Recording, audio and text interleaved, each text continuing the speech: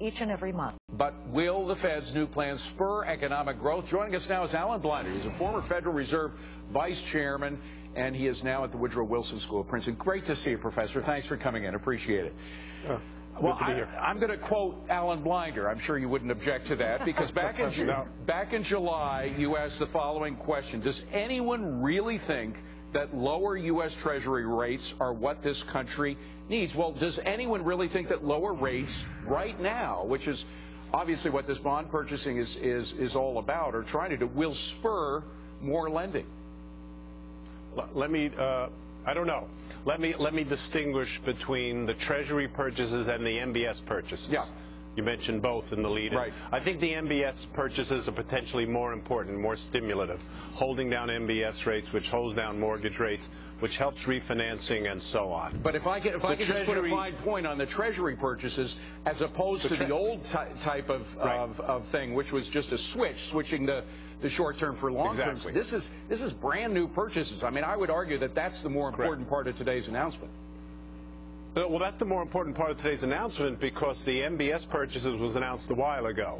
But in terms of strength on the economy, I put the MBS purchases first and the Treasury second. Look, the Fed was in a quandary. It was doing this twisting operation, buying the longs and selling the shorts. Mm-hmm. It no longer has any shorts to sell. Right. So its choice was, do we do nothing, which would be a modest contractionary policy, or do we just leave on the buying of the longs, which would be a modest stimulative policy? And of course they chose the latter. Professor, one of the things Ben Bernanke also said was, with this new move, we are, quote, not ramping up stimulus, except when you look at the Fed's balance sheet, and right now it's at about, what, 2.8 trillion. By the end of next year, under this program, we'll be at 3.8 trillion. What is he's not ramping up stimulus? Is he being honest about that, or is he being a little less than upfront? I'm not sure. I wasn't at the press conference to ask him questions. It sounds like the wording meant that we're not accelerating. That is, we are in a stimulative mode, and we're continue in that stimulative mode. We're not really ramping it up. You know, I think at least in a minor sense they are ramping it up, because of keeping only half of Operation Twist and dropping the other part.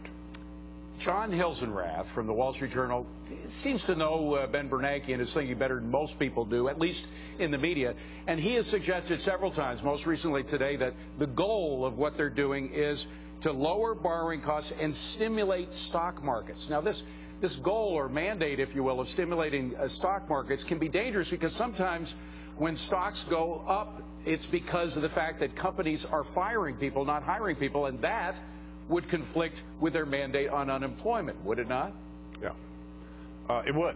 I think stimulating the stock market is a minor part of the Fed's intention, but I wouldn't deny it. I don't think Chairman Bernanke would deny that it at least is a minor part.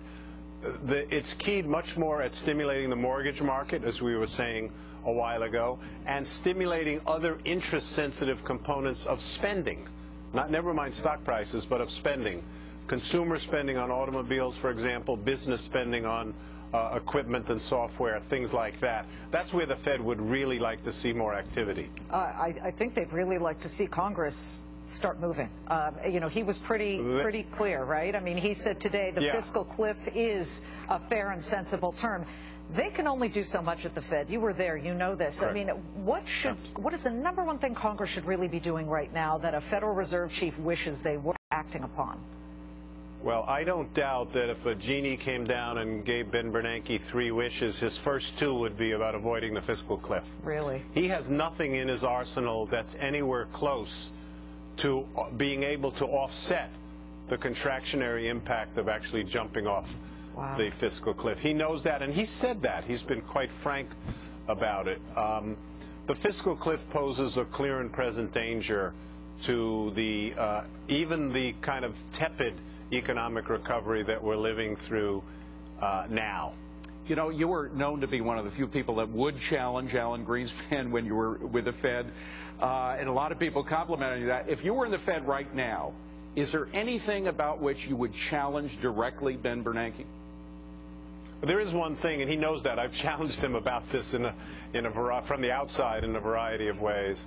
I've been advocating that in addition to the things the Fed is doing, so I support what he's doing. In addition to that, the Fed, cut the interest rate that banks are being paid for holding idle reserves. Oh, yeah. That idle reserve sitting in their bank accounts at the Fed is doing nobody any good. And I'd like to see it pushed out of there, at least some of it. You won't push all of it out there, into some kind of productive use. You know, there's a Republican who agrees with you on that, another former Fed official, and I think you know who that is, Wayne Angel, who we've had on our air. So both a Democrat and a Republican agree on that one issue. Let's hope the Fed... I'm happy to take our lies wherever they come from. Good to see you, Great Professor. To see you. Thank you so much for being here. Good to be with you. Alan Blinder, former federal